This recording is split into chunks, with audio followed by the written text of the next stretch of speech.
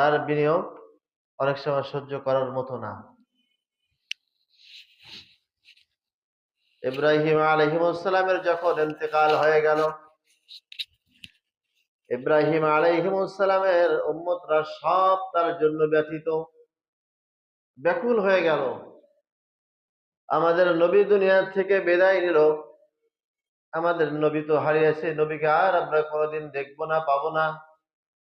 কাঁদতে কাঁদতে অস্থির। একদিন যায়, 2 দিন যায়, ভাবে তাদের কান্না থামে না, তাদের ব্যথা, তাদের শোক থামতেছে না। হঠাৎ তাদের মধ্যে থেকে একজন পণ্ডিত এসে বলল, দেখো তোমাদের নবী তো চলে গেছে, নবীর বিনিয়োগে, নবীর চলে যাওয়াতে তোমরা খুব মর্মাহত হয়েছো। আচ্ছা, তোমরা পেরেশানি হয় না, আমি তোমাদের নবীর মতো অবিকল একজন মানুষ বানিয়ে দেব, তোমরা তাকে দেখে সান্ত্বনা নিবে। গুমরাহর লাইন দেখে। পণ্ডিতের কথা মতো পণ্ডিত ঠিক ইব্রাহিম আলাইহিসসালাম আকৃতি দেখে, সূরাত দেখে মাটি দিয়ে একটা মূর্তি বানিয়ে দিল।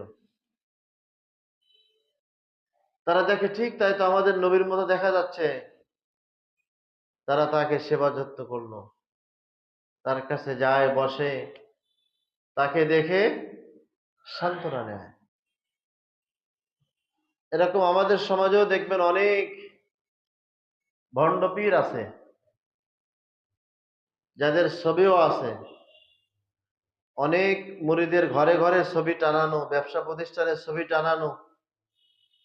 তাদের আকীদা, তাদের চিন্তা চেতনা, এই ছবি আমাদের ঘরে থাকলে, আমার ব্যবসা প্রতিষ্ঠানে থাকলে বরকত হবে।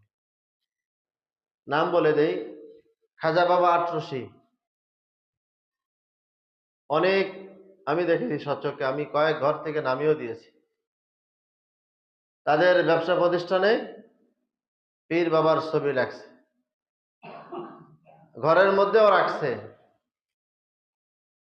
কোন ঘরে যদি এরকম পীর বাবা বা নিজের সন্তান, নিজের পিতা মাতার ছবিও যদি লটকায় রাখে, এটা মূর্তির শামিল,